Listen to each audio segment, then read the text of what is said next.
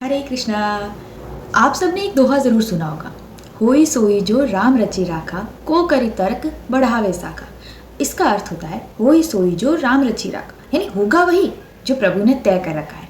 फिर हम क्यों व्यर्थ की चिंता करते हैं और क्यों व्यर्थ का चिंतन करते हैं, हमें नहीं समझ आता।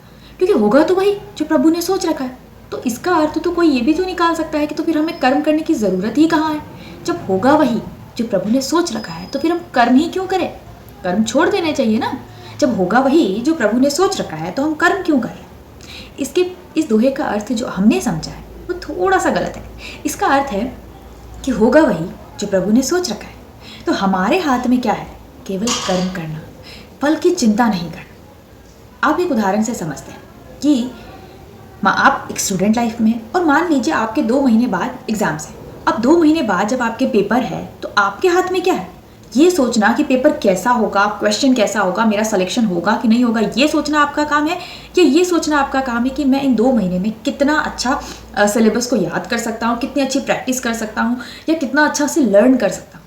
ये आपके हाथ में है। तो ये कहलाते हैं कर्म। जो हम इन 2 महीनों में करेंगे वो है कर्म, और इन 2 महीनों के बाद जो एग्जाम में परिणाम स्वरूप जो हमें मिलेगा उसे कहा जाता है फल। यानी कि हमें फल की चिंता नहीं करनी है, क्योंकि वो हमारे हाथ में नहीं है। तो जो हमारे हाथ में है, जिन्हें हम कंट्रोल कर सकते हैं, वो कहलाते हैं कर्म। और जो हमारे हाथ में नहीं है, जो प्रभु की इच्छा से होंगे, उन्हें कहा जाता है फल। आई होप आपको थोड़ा बहुत समझ में आ रहा होगा। तो हमारे हाथ में केवल और केवल कर्म करना है। अब 2 महीने में आप इस बात पे चिंतन करने लग जाए कि यार पेपर कैसा होगा, मेरा सिलेक्शन होगा भी कि नहीं होगा, क्वेश्चन पेपर कैसा आएगा, क्या उसमें क्वेश्चन जो मैं पढ़ रहा हूँ उससे रिलेटेड होगा भी नहीं होगा। ये आपके कंट्रोल में नहीं है कि क्वेश्चन पेपर कैसा आएगा, आपका सिलेक्शन होगा या नहीं होगा, ये आपके कंट्रोल में नहीं है। आपके कंट्रोल में है कर्म करना। आप कितने अच्छे से इन 2 महीने को यूटिलाइज कर सकते हैं वो आपके हाथ में है। तो होगा तो वही जो प्रभु ने सोच रखा है, पर हमारे कर्म वो तो हम बदल सकते हैं ना। वो तो हम डिसाइड कर सकते हैं ना कि हमें क्या करना है क्या नहीं करना है, ये हम डिसाइड करते हैं।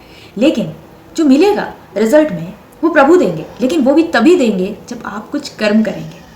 भगवत गीता में भगवान श्री कृष्ण ने अर्जुन को भी यही कहा था, कर्मण्येवाधिकारस्ते मा फलेषु कदाचन। मतलब कि तुम कर्म करो, फल की चिंता मत करो। फल देना उनका काम है, हमारा काम केवल कर्म करना है। तो आई होप आपको समझ में आया होगा कि होगा वही जो प्रभु ने सोच रखा है। इसका अर्थ ये नहीं है कि हम कर्म करना छोड़ दें। इसमें तो साफ साफ ये लिखा है कि आप उस चीज़ की चिंता मत कीजिए जो आपके कंट्रोल में नहीं है।